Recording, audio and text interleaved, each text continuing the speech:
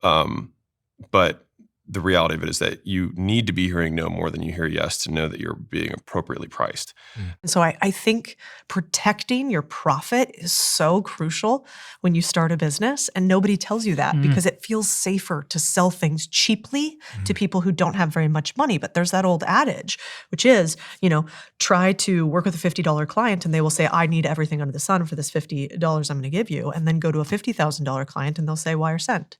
And so, So true. in the beginning, go for the 50,000. Yeah. And the last thing I'll say on that is also when you're a young gun entrepreneur, a lot of times people who have money, they got there through business 9 times out of 10. They see themselves in you as a young hard worker. You can often get away with things when you are young, working for somebody who is rich and sees themselves in you, especially in service businesses, that you just can't at volume when you're selling to people that really need that last dollar.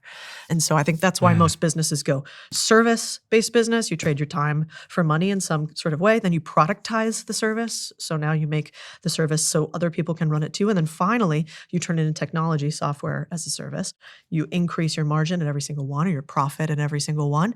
But they're the same business. You're just smarter. You're a higher level entrepreneur when you're able to create tech around it. But really all tech is process at scale. And so it sounds scary when you're just starting out, but it's really just the difference between 10 years in entrepreneurship and learning and not.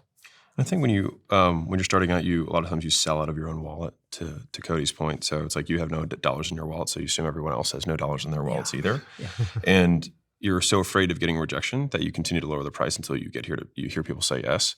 But just as like a benchmark for people who are starting out is that like usually you're appropriately priced when 7 out of 10 people are saying no.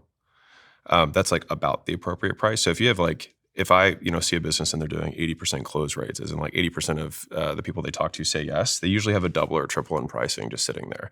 If they're at like 60% close rates, they usually have a 1.5 to 2x price increase that's sitting there. If they're at 40 to 50, they've got a 50% price raise in there. And if they're right at that 30-ish, 35%, then they're usually appropriately priced. And if they're at 20, they just need to learn how to sell better. But but fundamentally I say this because usually, in the beginning of entrepreneurship, you're so afraid of hearing no. But the reality of it is that you need to be hearing no more than you hear yes to know that you're being appropriately priced.